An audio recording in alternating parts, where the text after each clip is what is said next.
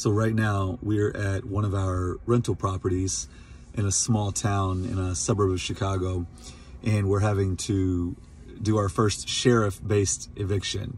And so the sheriff's here right now, and we're waiting to go in. We're not really sure what to expect or what it's gonna look like, but there's a bunch of shit in the front yard, and there's a bunch of cars here, and I don't know, these guys haven't paid rent, like I think one time in 18 months, and because COVID, you couldn't file for evictions. So I just want to document the entire process and share with you kind of what we see. So when the cops finally told us we could go to the door, we all go up, and the first thing we noticed is they actually took our doors off and replaced them with doors of their own so we wouldn't have keys to the property.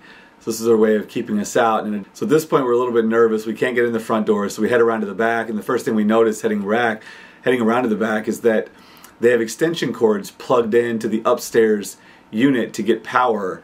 That was the first surprise that we had.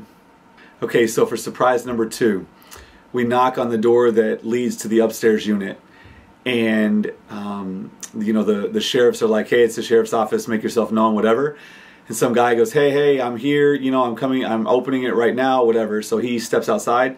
Now keep in mind, as far as we were concerned, the upstairs unit was vacant because they had kind of taken over everything, so we didn't know what was going on exactly. It's been a really, really big mess for us. Well, this guy was out on parole, had been renting this particular apartment for 4 months, and was paying the tenants that hadn't paid us in 18 months.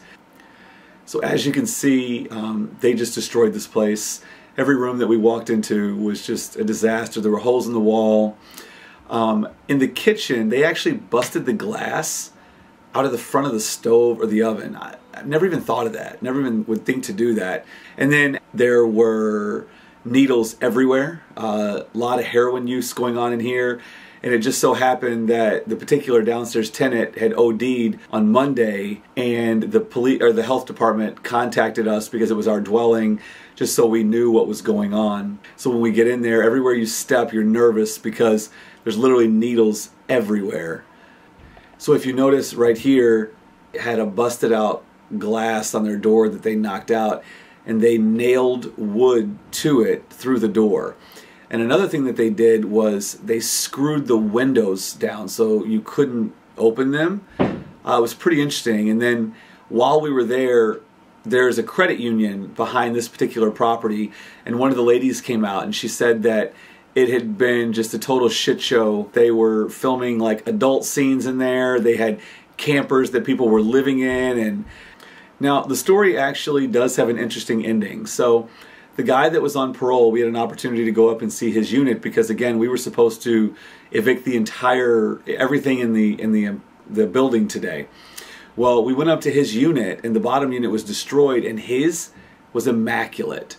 Turned out to be a great guy, helped us with the downstairs unit, helped us do quite a few things that we needed as far as like bolting up stuff, showed us ways that they could get access, you know, tonight or other nights whenever they're trying to get back in there, because the people that we had to evict have nowhere to go. And so he really helped us out. Ended up being a great guy. Turns out we're going to extend his lease, and he's actually going to do a lot of the remodel in the bottom unit, which was outstanding. So that was a really good thing that happened today. So I guess I could say this is the part of renting that they don't talk about in all of those seminars and all those ClickFunnels.